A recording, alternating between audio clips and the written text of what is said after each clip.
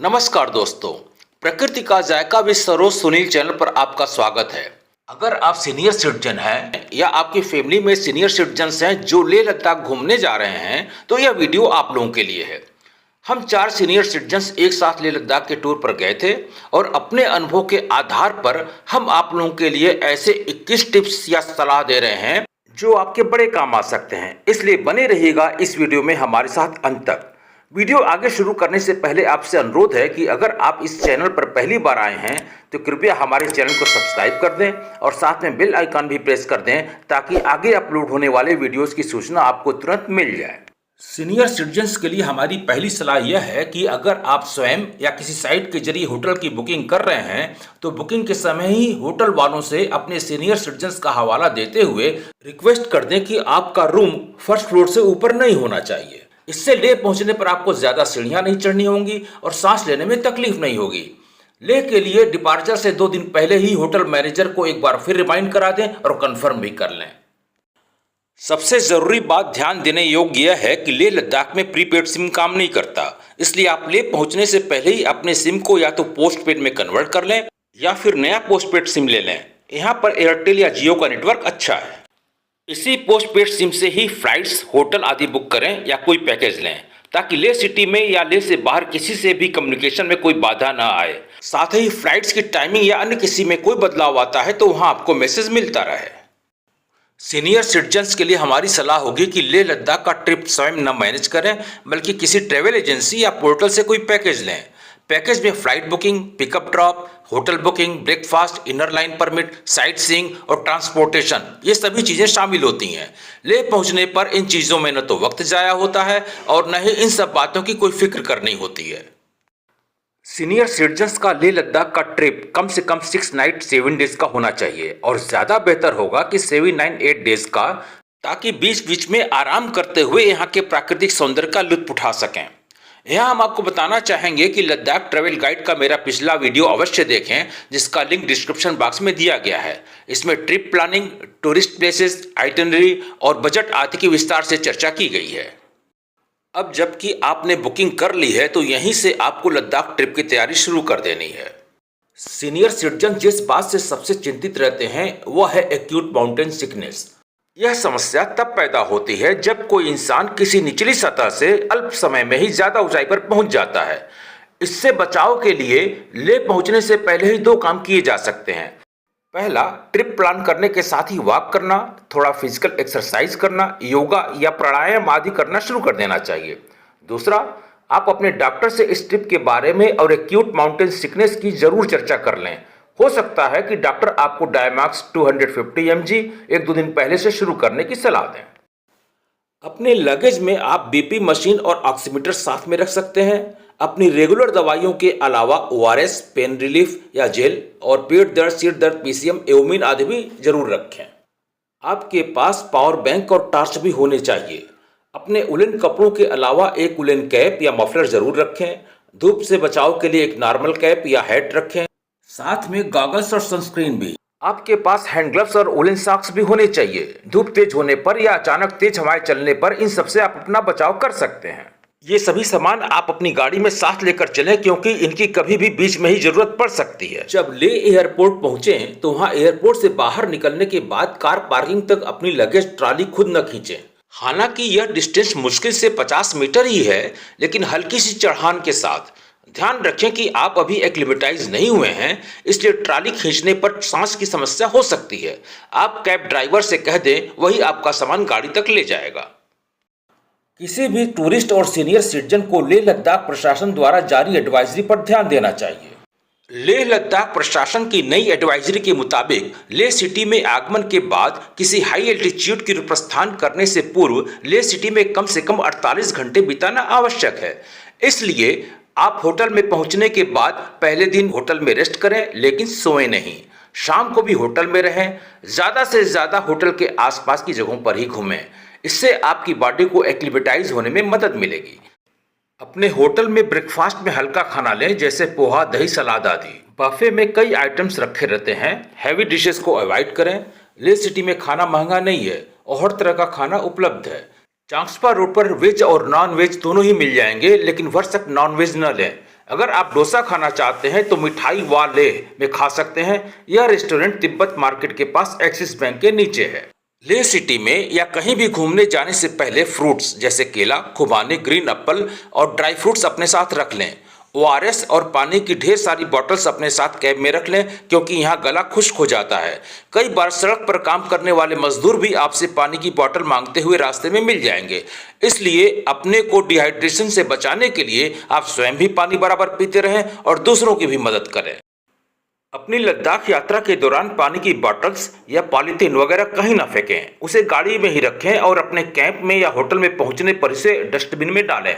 भरसक पॉलीथीन का प्रयोग न करें। अगर लेह सिटी में फर्स्ट टाइम चेक इन करते समय और लास्ट टाइम चेकआउट करते समय आपका होटल सेम है, तो बीच में नुब्रा वैली और पेंगांग लेक के लिए आप सारा सामान न ले जाएं, बल्कि उसी होटल में कुछ सामान छोड़ दें और उस होटल के क्लॉक रूम में रखवा दें। जब खरदुंगला पास के लिए निकलें तो अपने पास ऑक्सीजन कैन या ज़्यादा बेहतर होगा कि ऑक्सीजन सिलेंडर रख लें, जो लेह में आसानी से 2000 रुपये से 2500 रुपये के बीच मास्क के साथ रेंट पर मिल जाता है। खरदुंगला पास लगभग 18,000 फीट की ऊंचाई पर है। अगर गाड़ी से उतरते समय ऑक्सीजन की कमी महसूस हो रही है तो आप पहले ही ले लें और वुलन कपड़े भी पहन लें, क्योंकि कैब ड्राइवर आपसे थोड़ी दूर जा करके अपना कैब पार्क करेगा। उतरने के थोड़ी देर बाद यदि आपको किसी चीज़ की ज़रूरत हुई तो कैब तक आने जाने में ही आपको थकान हो जाएगी। खरदुंगला पास पर 20 मिनट से ज़्यादा न रुकें। वैसे हम आपको जानकारी के लिए बता दें कि यहाँ हम 4 सीनियर सिटीजन्स को ऑक्सीजन लेने की ज़रूरत नहीं पड़ी थी। जिन्हें घुटने में या थोड़ा बहुत चलने फिरने में तकलीफ है, वे अपनी लेह लद्दाख यात्रा के दौरान उन अट्रैक्शन पॉइंट्स को छोड़ सकते हैं जहां उन्हें ज़्यादा सीढ़ियां चढ़नी पड़ सकती हैं, जैसे लेह पैलेस, शे पैलेस, हेमिस मोनेस्ट्री और थिक्से मोनेस्ट्री। इन स्थानों पर 80 से 100 सीढ़ियों की चढ़ाई है। शांति स्तूप में इससे कुछ कम सीढ़ियां हैं, लेकिन आप चाहें तो इसे भी छोड़ सकते हैं। नुब्रा वैली में डिस्किट मोनेस्ट्री जरूर जाएं, वहां का बुद्धा स्टैचू देखने के लिए, क्योंकि यहाँ मात्र 10-12 सीढ़ियां हैं। यहाँ से पूरे नुब्रा वैली का व्यू बहुत ही सुंदर दिखता है। इन 4-5 स्थानों को अगर आप छोड़ देते हैं तो फिर पूरे लेह लद्दाख के ट्रिप में आपको कोई दिक्कत नहीं होनी चाहिए, क्योंकि शाम वैली के सभी पॉइंट्स सपाट सतह पर हैं। लेह मार्केट भी प्लेन पर है। खरदुंगला में आप गाड़ी से रोड पर उतरेंगे जहां कोई आपको चढ़ाई नहीं करनी है, और नुब्रा वैली तो प्लेन पर है ही। सैंड ड्यून पर कैमल सफारी में भी आपको कोई दिक्कत नहीं आएगी, क्योंकि ये 2 हम्प वाले छोटे ऊंट हैं। इसी तरह पेंगांग लेक भी सपाट सतह पर है। इस प्रकार हर जगह ही आपको अपनी गाड़ी से उतरकर थोड़ा बहुत ही पैदल प्लेन पर चलना है। इन उपायों से सीनियर सिटीजन्स भी अपने पूरे लेह लद्दाख ट्रिप को आसानी से कंप्लीट कर सकते हैं और एंजॉय भी। लेकिन ऐसे सीनियर सिटीजन्स जिनकी रुचि लद्दाख की संस्कृति और बौद्ध धर्म के बारे में जानने में है और जिन्हें चलने फिरने या एक्यूट माउंटेन सिकनेस की कोई प्रॉब्लम नहीं हो रही है, तो हेमिस मोनेस्ट्री, थिक्से मोनेस्ट्री, शे पैलेस आदि भी देख सकते हैं, लेकिन तब जबकि नुब्रा वैली या पेंगांग लेक का अपना ट्रिप पहले पूरा कर लें। जिन्होंने 7 नाइट्स 8 डेज का पैकेज ले रखा है, इन स्थानों पर भ्रमण वे 7वें दिन कर सकते हैं। लेकिन एक इम्पॉर्टेंट बात, अगर आप किसी भी ट्रिप का पूरा लुत्फ उठाना चाहते हैं तो अपने जेहन में सिर्फ डेस्टिनेशन पॉइंट को ध्यान में न रखें। रास्ते में दिखने वाले दोनों तरफ के दृश्यों का, सुहाने मौसम का और सफर के हर लम्हे का साथ साथ आनंद उठाते चलें। आप पेंगांग लेक में किसी टेंट वाले कैंप में नहीं, बल्कि होम स्टे या वुडन स्ट्रक्चर वाले रूम में ठहरें। इसका कारण यह है कि यहाँ रात में हवाएं काफ़ी तेज चल सकती हैं, और अगर ऐसा हुआ तो टेंट से फड़फड़ाहट की आवाज़ आती है। इससे नींद नहीं आएगी, जो ठंड लगेगी सो अलग। हालांकि हम लोगों के टेंट वाले कैंप में ऐसी कोई दिक्कत नहीं आई, लेकिन हमारे ही परिवार के कुछ लोगों का अनुभव इससे अलग था। इसलिए पैकेज लेते समय या बुकिंग करते समय इस बात का ध्यान जरूर रखें, नुब्रा वैली में टेंट वाले कैंप में ऐसी कोई प्रॉब्लम नहीं आती है। हमारी तरफ से पहला सुझाव यह है कि आप अपने पेंगांग लेक स्थित कैंप या होम स्टे में दोपहर 3 बजे तक पहुंच जाएं, पर लेक से आकर्षित होकर इसके तट पर तुरंत न जाएं। वहां पहुंचने के तुरंत बाद अपने कैब ड्राइवर से अपने टेंट में ऑक्सीजन सिलेंडर सेट करा लें और इससे इस्तेमाल करने का तरीका पूछ लें। लगभग 2 घंटे आराम करें और अपने शरीर को एक्मलेटाइज होने दें। यदि आपके पास ऑक्सीमीटर हो तो यहाँ उससे ऑक्सीजन का लेवल चेक कर लें। ध्यान रखें कि यहाँ पर ऑक्सीजन की कमी के कारण आपका ऑक्सीजन लेवल कुछ पॉइंट्स कम हो सकता है। यह एक सामान्य बात है। हम में से 2 लोगों ने ऑक्सीजन सिलेंडर से ऑक्सीजन लिया लगभग 10 मिनट तक, बाकी 2 लोगों ने नहीं लिया। इसके बाद पेंगांग लेक में अपने ठहराव के दौरान न तो किसी ने ऑक्सीजन लिया और न ही किसी तरह की दिक्कत का सामना करना पड़ा। अगर आपको आवश्यकता लगे तो बेहतर है कि पेंगांग लेक जाने से पहले ही अपने कैंप में ऑक्सीजन ले लें। लद्दाख टूर का सबसे महत्वपूर्ण हिस्सा पेंगांग लेक का ट्रिप है। यह जितना आनंददायक है उतना ही सावधानी भरा। आपके परिवारजन भी इस ट्रिप को लेकर थोड़े चिंतित हो सकते हैं, इसलिए जब वहां से लेह पहुंचे तो आप भी अपने परिवार को कुछ इस तरह का संदेश दें। All is well, भैया all is well।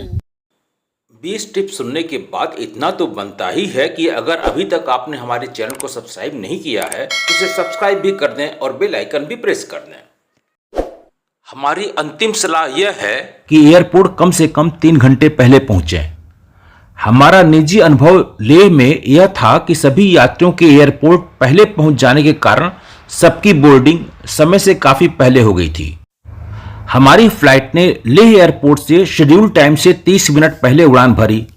Delhi airport हम 50 मिनट पहले लैंड कर गए। मात्र 1.5 घंटे की यात्रा में 50 मिनट पहले पहुंचने का यह हमारा पहला अनुभव था। आशा है कि सीनियर सिटीजन्स लद्दाख टूर से संबंधित हमारे इन टिप्स से लाभान्वित होंगे। कमेंट सेक्शन में जरूर बताइएगा कि यह वीडियो आपको कैसा लगा। वीडियो को अंत तक देखने के लिए बहुत बहुत धन्यवाद।